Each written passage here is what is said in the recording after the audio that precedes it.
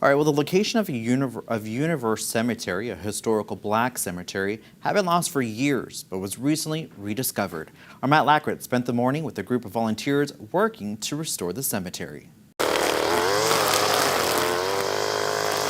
actually be here in the cemetery site, it is really amazing. Something of a lifetime that you just won't forget. 67-year-old Dudley Goss hasn't been to Universe Cemetery in 60 years.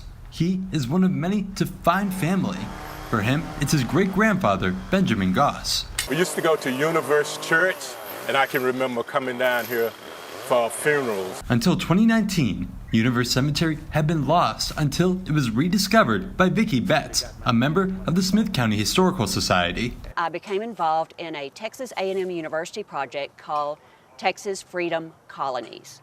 And it focuses on rural black communities that are either disappearing or have already disappeared. Once she found the cemetery, she wanted to make sure it was protected by getting a Texas Historic Cemetery designation.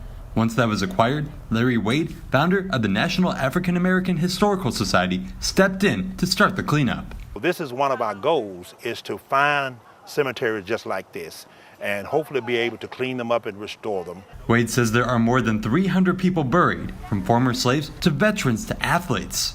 Benny Kilgore, a World War I veteran, this is just an example of what we're trying to do out here to recognize many people who have not been recognized. Volunteers have been out here for roughly a year cleaning up the cemetery, but Wade says there's still a long way to go. He hopes that they'll have the whole cemetery cleaned up by the end of the year. We've got you covered, East Texas. Matt Lackritz, CBS 19.